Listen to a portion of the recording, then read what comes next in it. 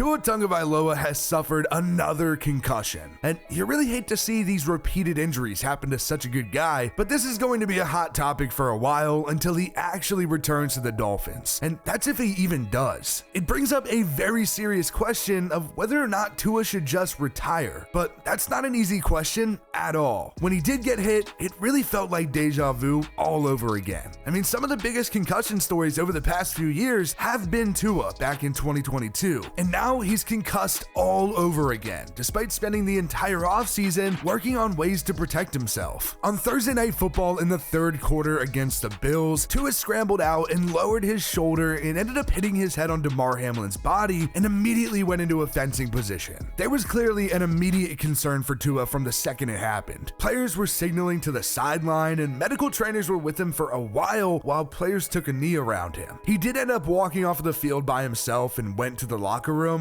but it wasn't a great sight, and it immediately caused a lot of concern for really everyone. Tua does now have to go through concussion protocol, but luckily for the Dolphins, they do have a while until their next game. That's one of the few benefits of having a Thursday night game. It's a 10-day gap until their next matchup, but if Tua wants to play, he's going to have to make it all the way through concussion protocol first, and it seems possible that he could even end up on injured reserve. It's not like this is some isolated incident for him. Mike McDaniel said after the game that it's just about taking it one day at a time and that he's more worried about Tua than the timeline, which I do think is a great response. Things are so complicated with Tua because of his injury history. If you remember, he was going to be a top pick at the draft and had some super high expectations in his last year at Alabama, but then he suffered a very serious hip injury and suffered both a concussion and a broken nose. It ended his college career, but he ended up recovering and played for the Dolphins as a rookie. He only missed one game as a rookie because of a thumb injury, but then he missed 4 games the next year because of broken ribs and a broken finger. And then, of course, there was 2022.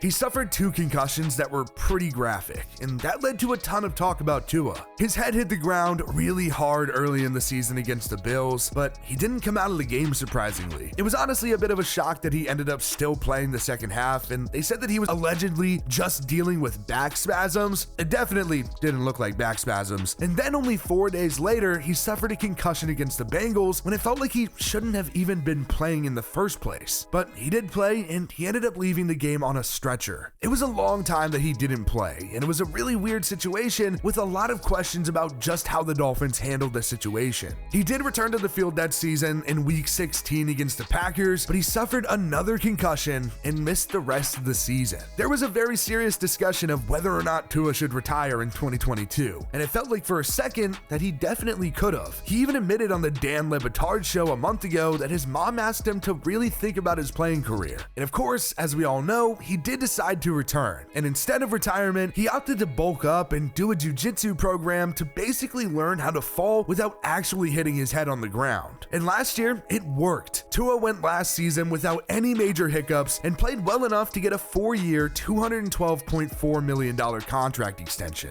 This was supposed to be the start of a lot of success for the Dolphins, and now there's this same weird question mark. But in the meantime, Tua has to sit back and wait to return to football activities, and he needs to decide if he even wants to. It really does feel like retirement is at least something that he will think about. Now, personally, from a health standpoint, I do think that Tua should consider retirement, if not just pulling the trigger on it. These injuries are just so dangerous, especially nowadays with everything that we know about them. This is not an isolated incident, and if Tua keeps putting his brain through this trauma, I don't think it's going to end up well for him in the long run. It's really unfortunate. I think Tua Tagovailoa is a fantastic guy. I love how he talks about his faith openly. He's a fun player to watch when he's healthy and he's playing well. This is a guy that I do want to see succeed in the NFL, but at what cost? How much are you really going to leave out there on the field? Because contrary to what a lot of athletes probably believe while they're in the league, NFL careers don't last forever. There's life after football, and sometimes you got to start prioritizing that. Now, I know just from what I've seen that Tua is an insane competitor, and it sounds like he's going to want to return regardless, so I do anticipate Tua coming back and playing in the NFL. I don't think this is going to make him retire. I don't know how smart of a decision that is, but like I said, Tua is an insane competitor. He's going to want to play until his body doesn't work anymore, even if that's not the best decision for him in the long run. And when you think about a player retiring, especially young ones that are as important to their team as Tua, two names really stick out: Andrew Luck and Luke Kuechly. Luck is always the really popular comparison, but his situation was definitely a bit different than Kuechly. Luck was just constantly suffering with injuries and could just never stay healthy. But then he had that big comeback player of the year season, and it felt like everything was all the way back and a lot of hope was there again, but then he got hurt again, and he ended up retiring, with the news breaking during a Colts preseason game.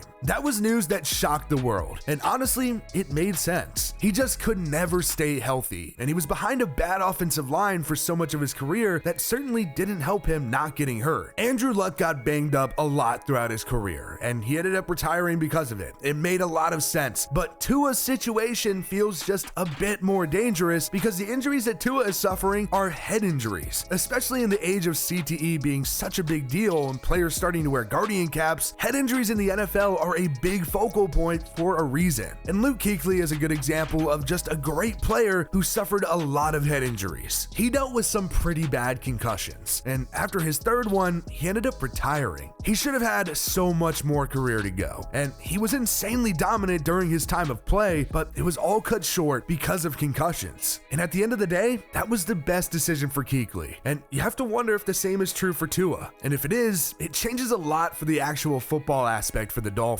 The Dolphins do only have two quarterbacks on the roster outside of Tua, so now it's going to be Skylar Thompson that's going to be starting going forward, and he ended up beating out Mike White, who was the backup last year. If you remember back in 2022, after Tua suffered those two concussions, they ended up making the playoffs as a wild card, and Skylar Thompson was the player that ended up starting at quarterback because Tua couldn't play, and he ended up playing surprisingly better than we probably all expected. But at the end of the day, he is fine, but I'm not really sure that's seriously the Dolphins' plan going forward if Tua is seriously hurt and out for a while. But nobody else is on that roster outside of Tim Boyle, who's on the practice squad. He certainly hasn't had a lot of success actually starting in NFL games, but he is a veteran who could play if needed. But otherwise, there are some other options available, like just signing Mike White again. There are some fun names that everyone wants to bring up, and the big one that's kind of been circling right now is Ryan Tannehill, and he's a super fun name. He's obviously a vet who has had some success, and it's safe to say that he knows Miami pretty well. It didn't work out first time around with the Dolphins, but he was good on the Titans and is probably the best vet available on the market right now. There are also a few guys that could be reasonable to actually trade for, but probably none more than Jimmy Garoppolo. Matthew Stafford is the guy in LA,